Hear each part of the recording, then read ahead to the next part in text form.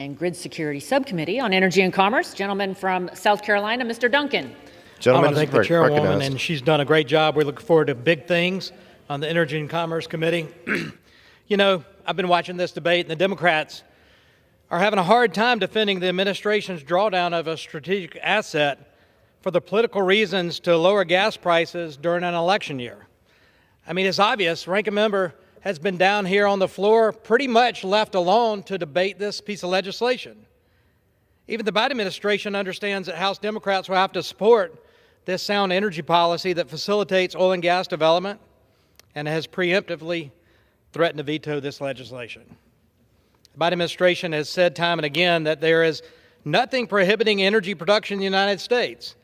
But we, the people, we know better because we lived it. We saw when energy production was high in this country under the past administration, gas prices were lower. Once the Biden administration came in and started stopping oil and gas leasing and drilling, gas prices went up. And they felt the political pressure. The Biden administration and House Democrats felt the political pressure. So what did they do? They tapped into a strategic reserve for America.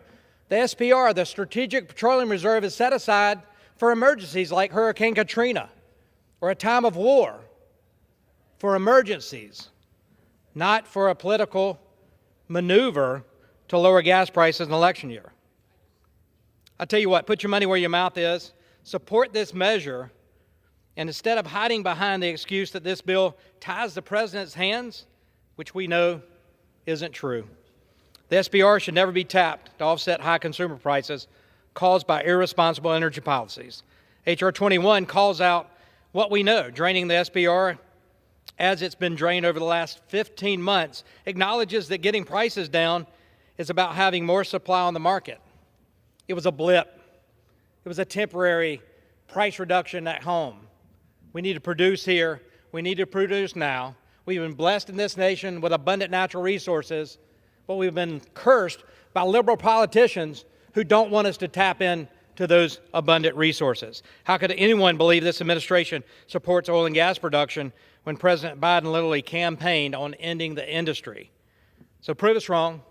Show support for this legislation.